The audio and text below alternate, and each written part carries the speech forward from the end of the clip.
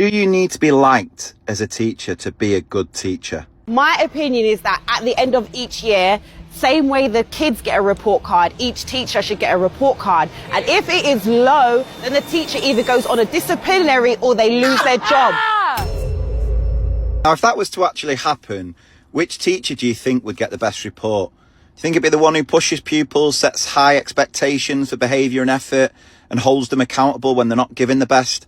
Or the one who lets everything slide and just gives them an easy ride? Because this is what some students think about getting their teachers replaced by AI. Asking people, how would they feel if AI robots replace their school teachers? I would like that. I would absolutely love it. I'd be grateful. I'd honestly be happy. All my teachers. All my teachers are annoying. Most of my teachers are really annoying. All the teachers, they're just like moan. Would you love it? Because I wouldn't have to listen to my teachers. Because you can unplug them, turn them off. It'd probably be better, yeah, because you wouldn't be getting told off. Because AI is not going to tell you off, are they? You can do whatever you want. But then you could just do whatever you want in class. And when students talk about preferring AI teachers, what they're really responding to is the idea of being constantly agreed with. AI is designed to appease. It doesn't challenge. It doesn't push back.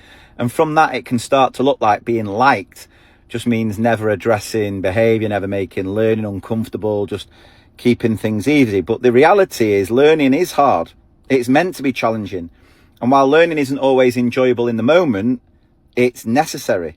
Sometimes children don't recognise this at the time. Being pushed can feel like someone's being mean. Being asked to do something difficult can sometimes feel unfair. High expectations can feel uncomfortable, but often that teacher isn't being unkind. They're seeing what the child is capable of. They're pushing because they believe there's more there, even when the child doesn't yet believe it themselves. They're trying to unlock a potential a student might not realise they've got. Well, that's not about being liked. That's about doing the job of teaching properly. Now, no teacher I know wants to be disliked. None of us walk into a classroom hoping the pupils absolutely hate us. But being liked is not the same as being effective and being trusted. And when it comes to trust and respect in classrooms, it works both ways. It's not something teachers can demand nowadays. I think previous generation, it was. Whereas now it's something that's built. And the foundations of that trust is down to fairness and consistency. Children trust teachers who are predictable, who apply rules evenly, who don't change expectations depending on their mood. That's where respect comes from. Now, if you think back to your school days, the teacher who had the biggest impact probably weren't the cool ones. They were the ones who were consistent, fair, who you trusted.